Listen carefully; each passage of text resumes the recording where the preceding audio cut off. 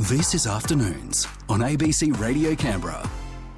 Now, Sisters Inside, have you heard of this one before? If not, it is an independent community organisation based in Queensland, actually, which helps, it advocates for the collective human rights, specifically for women and girls in prison, as well as their families, and provides services to address what each individual needs.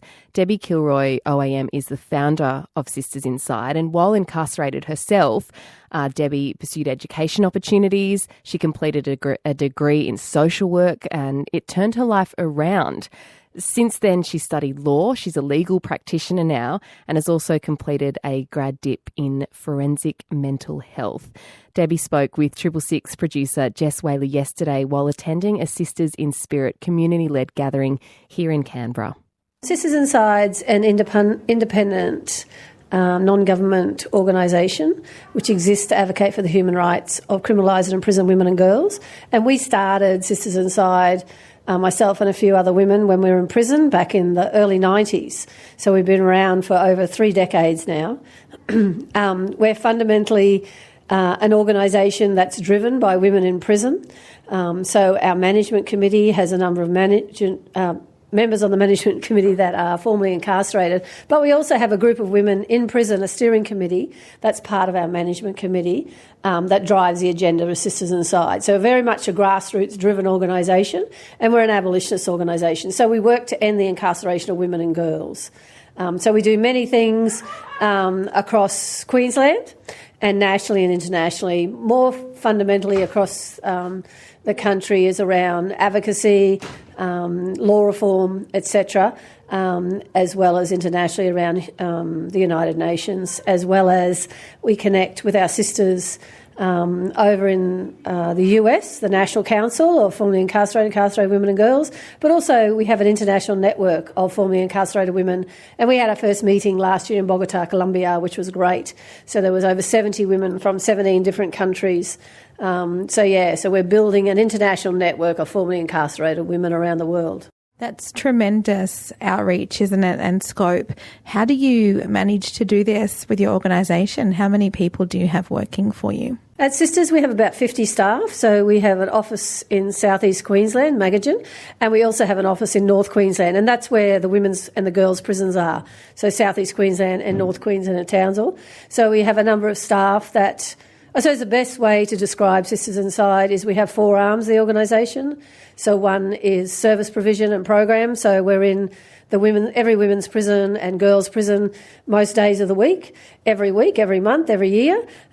We also have an arm which we sort of call law reform and advocacy. And then we have community education and training. And the 4th arm, which is based at Sisters Inside but separate because it has to be legally, is a law firm. So my law firm. So I started my social work degree when I was in prison, and then I did a law degree. And so being a lawyer now for 17 years, I represent a lot of the women and girls who have been charged with criminal offences. So predominantly it's criminal defence work, as well as deaths in custody, so coronial inquests. Do a lot of family policing work because, they come in and take the children from mums, and mental health review tribunals, so people with mental health concerns as well. They're probably the 4 biggest areas, but criminal defence is the highest percentage that we practice in. So that's the 4th arm I call at Sisters Inside that's not legally Sisters Inside, if you like. Yeah. And so how busy are you? How many clients do you have? We support thousands of women and girls every year, their children and families. So we have the number of staff to do that. The biggest thing, in my role these days is about ending the incarceration of women and girls. So that's why I started the national network of incarcerated and formerly incarcerated women and girls. And it's been going since 2020. And we're here in Canberra at the moment to advocate for our secretariat to be funded so we can do national work across all women's prisons and girls' prisons, which is really fundamentally important for those of us who've been formerly incarcerated to be back in prisons with our sisters who are in cages across this country, so that we are held accountable in regards to what we're doing and saying out here in the free world and in the community about what women and girls inside those cages actually need and want to survive, to be released and not return. What are some of the common sort of trends that you're seeing and support services that are most helpful at the moment? Look, we live in a world with a racial capitalist world, and so for racial capitalism to survive as it does, we have to be very individualised, which we are. So we only think about ourselves or those really close to us, but really can't think broader and don't want to connect with the community, where we want to dismantle that.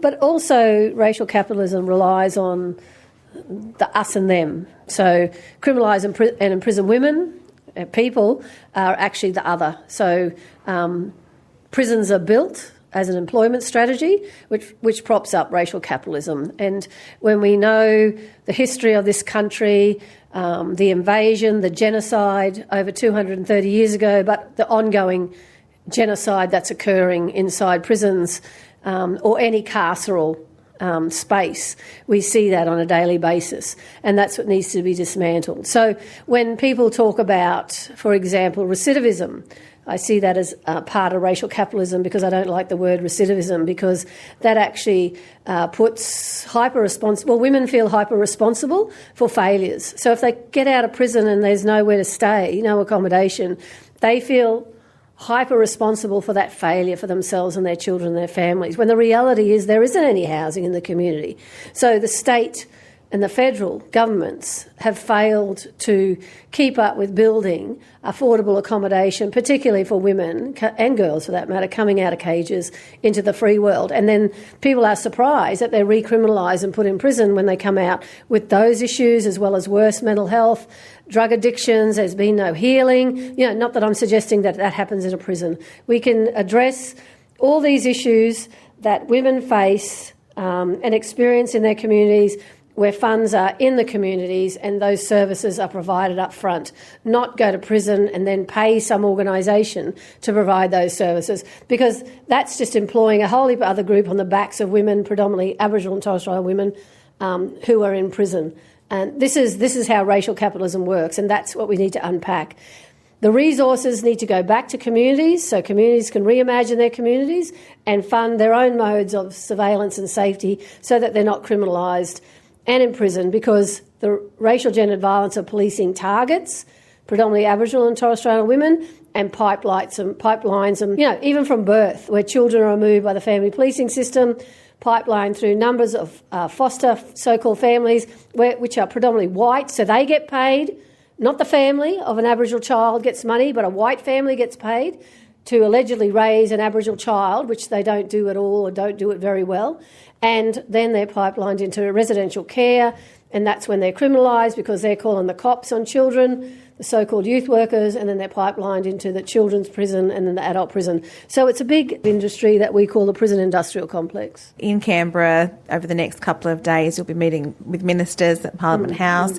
You're heading out to the jail tomorrow. Yes. What is an outcome, other than funding for your secretariat? What else would you like to achieve from this visit? Yeah. What I'm really looking forward to is being in the women's prison tomorrow, to meet and be able to talk and connect with all those women who are actually now in prison today and tomorrow, and to listen to them. So it's more about listening, what's happening for them, so that we can, and I can, understand the systemic issues that they're facing and why they're in prison. And, the ACT has the highest rate of returns, recriminalisation, in the country, which is a fundamental failure, because there's no accommodation, right, or support in the community. You've got to have a roof over your head. You've got to be able to feed yourself and connect with your family. You've got to be able to have a financial backing, so income. And Centrelink is not enough to do that. And then you've got, if you're, coming out of prison and then you have parole conditions or whatever other conditions, to be able to comply with them is very difficult. If you can't pay for transport, right? Or you can't afford childcare because you can't take your child to the parole officer and they don't have childcare facilities there. So there's a number of issues there that actually ensure that women become, again, recriminalised and sent back to prison. So it's about really fundamentally listening to the women. And I will be meeting with the Minister of Corrections as well. The Minister has reached out and is really interested in hearing from us about what the women are saying. in regards to systemic issues.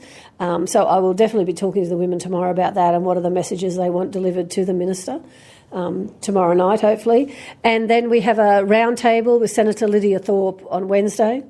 And then a number of meetings with ministers. So Minister Shorten, Burke, Miss Gallagher, the opposition Deputy Prime Minister, Susan Ley. So we have a number of meetings with those in regards to specific areas. And of course, right at the moment, we have Minister Bill Shorten has just appointed a so-called expert committee with a former police officer, a former Supreme Court judge, and an Aboriginal woman from Victoria.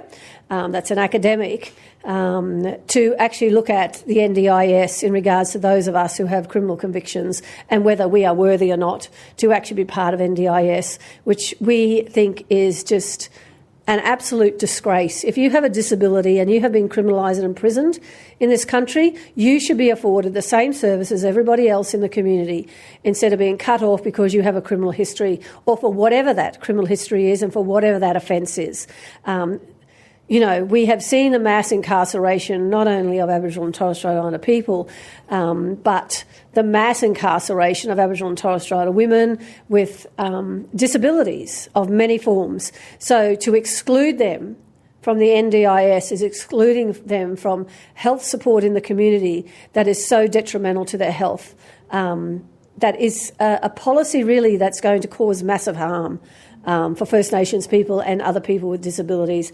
So I'm looking forward to talking to Minister Shorten about that and how we can be on that table, at that table, as those of us that are formerly incarcerated to offer our expertise, because we are the ones who've been caged. We're also the ones who have degrees like others in the community. Just because we've been caged doesn't mean that's all we are. You know, we have so much more to offer. Like myself, I'm a social worker. I have a forensic mental health degree. I'm a lawyer. Like, I'm not just someone who's been caged in the past. We have so much to offer at that table, and we'd like an invitation by Minister Shorten to participate in those conversations around those with criminal convictions and NDIS. Afternoons, weekdays from 12:30 on ABC Radio Canberra.